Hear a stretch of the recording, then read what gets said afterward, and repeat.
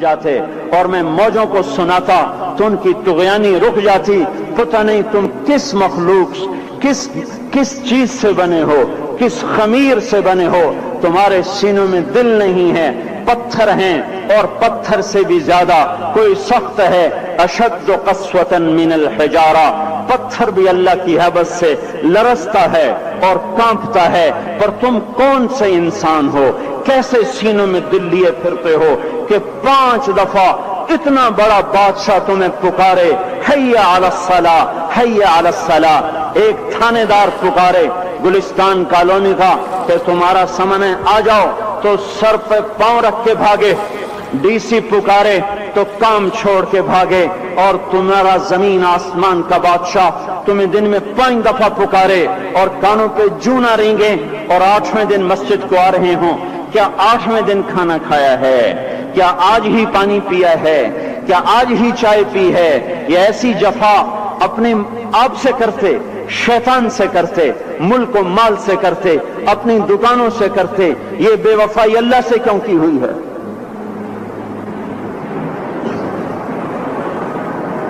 جس زمین پہ سجدہ نہ ادا ہو, اس سے بڑا بھی کوئی جرم ہے؟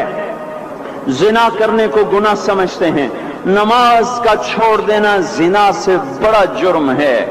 رشوت کھانے کو گناہ سمجھتے ہیں, نماز کا چھوڑ دینا رشوت کھانے سے بڑا جرم ہے. قتل کرنا بڑا گناہ سمجھتے ہیں, نماز کا چھوڑ دینا قتل سے بڑا جرم ہے. سجدے ہی کا تو انکار کیا تھا شیطان نے کوئی زنا کیا تھا, کوئی قتل کیا تھا, کوئی شراب پی تھی, کوئی جوا کھیلا تھا, کیا کیا تھا, کوئی شرک کیا تھا. شیطان سجدے کا انکاری ہوا. ایک سجدے کا انکار کر کے وہ ہمیشہ کے لیے مردود ہو گیا. اس مسلمان کو ہوش نہیں ہے جو روزانہ دن میں 5 دفعہ 20 سجدوں کا انکار کیے بیٹھا ہوا ہے, اور پھر آرام سے روٹی کھاتا ہے, آرام سے چائے پیتا ہے, اور آرام سے کہے لگاتا ہے, اور آرام سے اخبار پڑھتا ہے, آرام سے بیوی کے پہلو میں لیٹتا ہے. ایک سجدے کا انکار ہو کر شیطان ہمیشہ کے لیے مردود ہوا. جس نے فجر کا انکار کیا سجدوں کا, پھر ظہر کے سجدوں کا مذاق اڑایا, پھر عصر کا مذاق اڑایا, پھر مغرب اور عشاء کا مذاق اڑایا. گھر میں نماز پڑھنا بھی چلو نہ پڑھنے سے تو بہتر ہے, پر یہ بھی نماز کا مذاق ہی ہے. اور 8ویں دن سر پہ ٹوپی رکھ کے آیا. 8 دن جس نے اتنے سجدوں کا انکار کیا وہ اس بات سے نہیں ڈرتا کہ کہیں اللہ اسے مردود نہ کر دے. تو کیا ہوگا اس دن جب جن بچوں کی خاطر یا جس نفس کی خاطر اللہ کے بغاوت کی کہ اٹھا نہیں جاتا, آیا نہیں جاتا, گرمی بڑی ہے, سردی بڑی ہے, اندھیرا بہت ہے. کیا قبر کے اندھیرے یاد نہیں ہیں؟ کیا قبر کی گرمی یاد نہیں ہے؟ کیا جہنم کی آگ بھول گئے؟ کیا جہنم کے عذاب بھول گئے؟ کیا جنت کی نعمتیں بھول گئے؟ وہ اللہ کا کلام بھول گئے, وہ اللہ کا دیدار بھول گئے, وہ اللہ سے ملاقات بھول گئے, وہ محبوب خدا کی محفل بھول گئے. یہ کیسا اسلام ہے؟ یہ کیسے پتھر دل ہیں جو کمانے میں تو ایسے مست ہوئے کہ ہوش نہیں, اور جب اللہ بلائے تو ایسے غافل ہو جائیں, نہ بوڑھے پر جوریں گے, نہ جوان کو ہوش آئے, نہ کسی عورت کو ہوش آئے, نہ کسی مرد کو ہوش آئے, نہ بازار بند ہوں. ارے میرے بھائیو, حکومت سے پیسہ بچانے کے لیے ہڑتالیں کی, 20 دن بازار نہ کھولے. نماز کے لیے اگر دکانیں بند کرتے تو آج اللہ تعالیٰ آپ کو ہر ظالم سے باہر نکال دیتا. کوئی ظالم نہ آپ کے مال پہ ہاتھ ڈالتا, نہ آپ کی عزت و آبرو پہ ہاتھ ڈالتا. دن دہاڑے ڈاکے پڑے, کیوں پڑے؟ کہ ہم باغی ہو گئے, ہم نے اللہ سے بغاوت کر دی.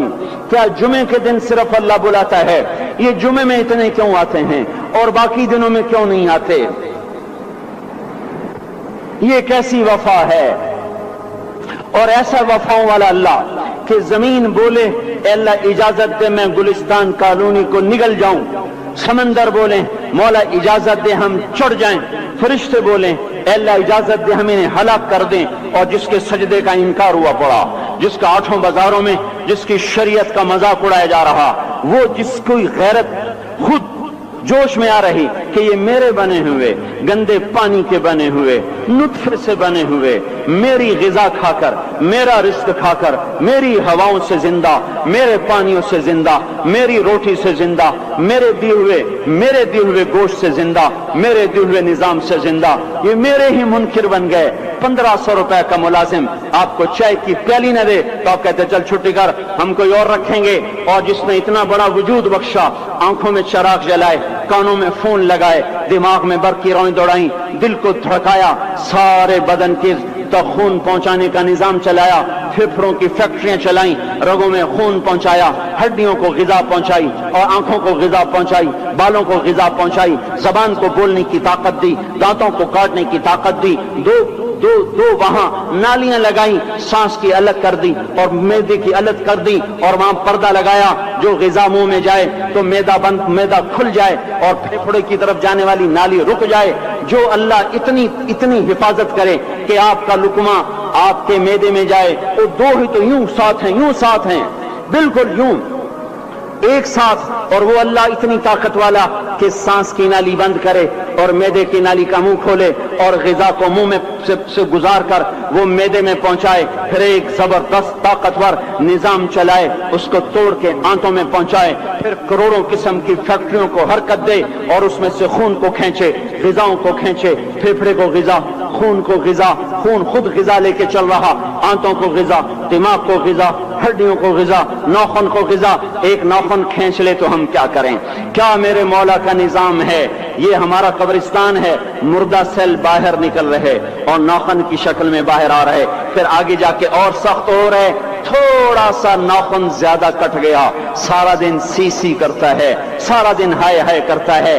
यही नाखून मेरा रब खींच ले तो हम तो एक नाखून का शुक्र अदा नहीं कर सकते। ये जोड़ बना दिए, सीधा कर दे तो हम इसी का शुक्र अदा नहीं कर सकते।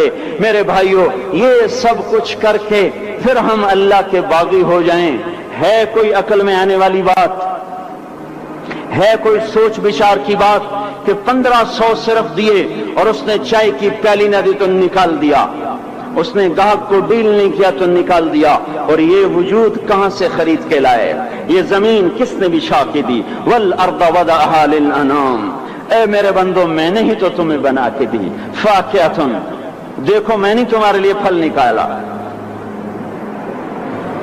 वल हब्बु दुल अस्फ वर रैहान, मैंने ही तुम्हारे लिए गल्ला भी बनाया और भूसा भी बनाया। फबिअय्यि आलाइ रब्बिकुमा तुकज़्ज़िबान, मेरी क्यों नेमतों को झुटलाते हो? क्यों मेरे बागी बनते हो? किस किस का इनकार करते हो? देखते नहीं हो रब्बुल मशरिक वल मगरिब, रब्बुल मशरिकैन वल मगरिबैन, मैं तुम्हारे मशरिक का भी रब हूं, मगरिब का भी रब हूं, शुमाल का भी रब हूं, जनूब का भी रब हूं।